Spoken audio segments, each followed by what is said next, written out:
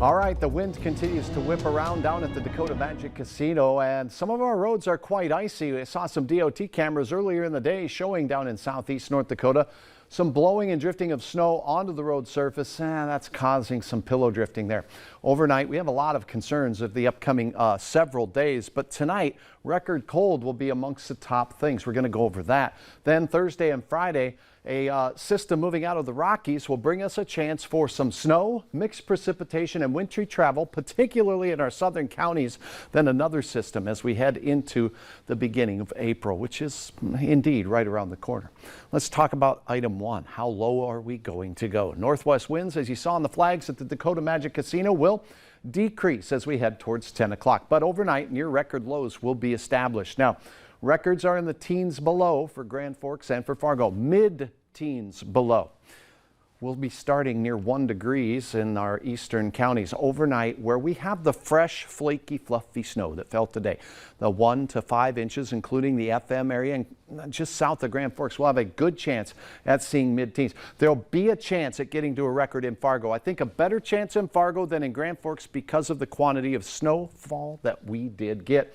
Things remaining clear, and then in the morning, well, not much changes. Mostly sunny skies. Temperatures begin warming, but not so much by midday. It'll be in the afternoon thanks to a wind that shifts and becomes southwesterly. We're on our way into the mid and upper teens once again. Nothing too hot. Remember, average highs this time of the year, low 40s.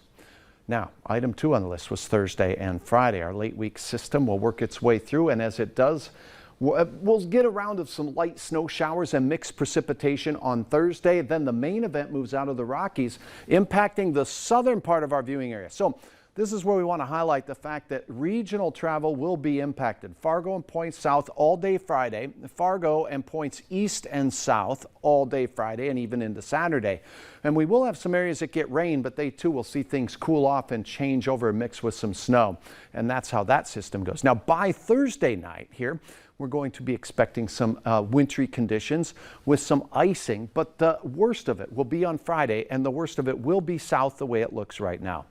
16 at Hector, northwest winds 13 miles per hour. Elsewhere, 11 in Devil's Lake, 18 in Roseau. Bemidji for Bay of the Blue Ox is 17 degrees, and it's 12 in Detroit Lakes.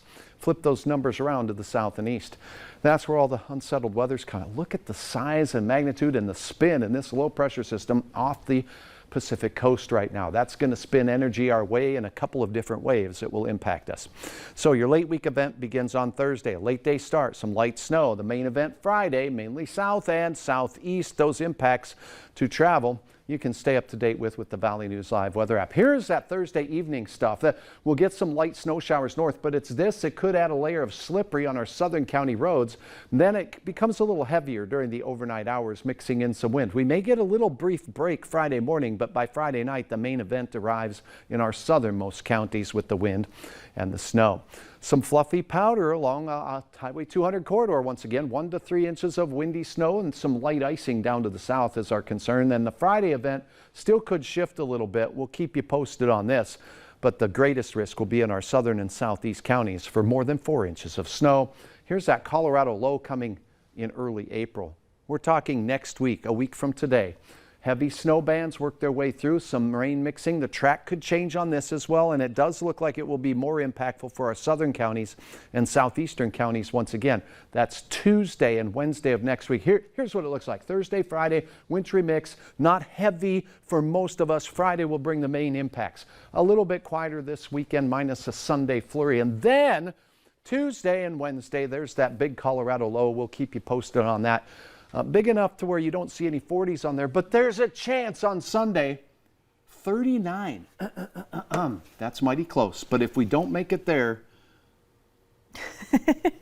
we might go through at least a couple weeks of April before we get there. Oh boy. Anytime you use the word big, I start to get a little scared. It's a big and slow mover, 2-day event. Yeah. Can't wait. All right. Thanks, Ash. Still to come, we'll show you how one Minnesota city is preparing for the upcoming flood season. That's next.